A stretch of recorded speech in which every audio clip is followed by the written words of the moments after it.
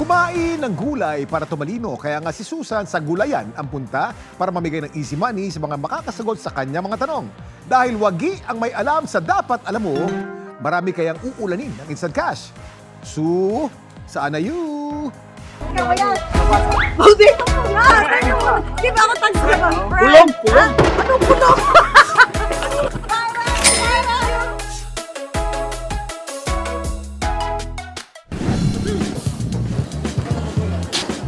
Nandito po tayo ngayon sa gulay section ng Kamuning Market at mamimigay tayo ng 500 piso sa bawat tamang sagot. At dahil wagi ang may alam sa dapat alam mo! Ang ating tanong, Nay, kung ang English ng bago ay new, ano naman ang Tagalog ng you?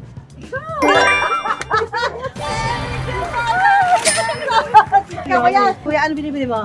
Gulay. Gulay, bibili. Ah, may mukhang magkakaroon ka ng pambili, ha? Nagmamaneho ka ba?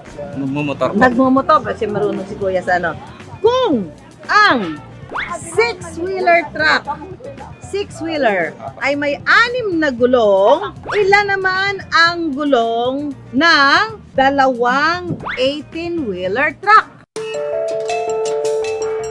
36. 36! Ano ka? Kuya, saya si Kuya, hindi ka ba? Opo. Sunod ka na, ha? Ayaw mo bang mauna, ha? Kung ang English ng pinagpala ay blessed, ano naman ang English ng kaunti? Kaunti. Kaunti. Small. Small. Oh, dali. Oh, wala pa. Kaunti. 1, 2. Hindi mo wala si Ken. Ako, si Kuya. Ikaw. Si ate muna. Kuya, ready ka lang dyan, ha? Kung ang English ng pinagpala ay blessed, ano naman yung konti? Blessed.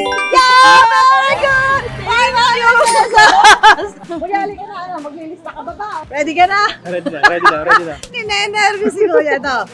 Kung ang English ng dalawang kamay ay 2 hands, ano naman ang English ng isang paa? One foot. Ah, very good! One foot. Ayan na nga, may 500 ka. Thank you, thank you, Si ma'am. Kuya. Kung ang Tagalog ng chest ay dibdib, ano naman ang Tagalog ng heart? Puso! Ah, puso! Ng saging! Thank you, ma'am! 500 Thank you! Ano ba tinta mo? Gulay? O, gulay eh. Masasagot mo yan. Anong gulay na nagsisimula sa letter K?